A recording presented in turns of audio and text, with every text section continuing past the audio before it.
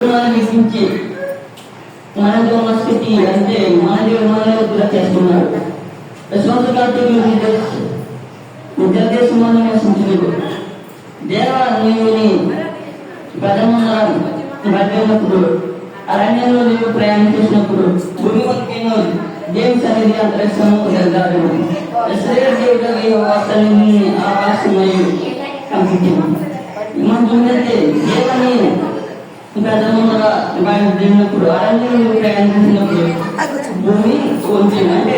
అంటే దేవుడు అరణ్యంలో ప్రయాణించినప్పుడు భూమి వంకేను దేవుని సన్నిధి అంతరిక్షం జరగాలి.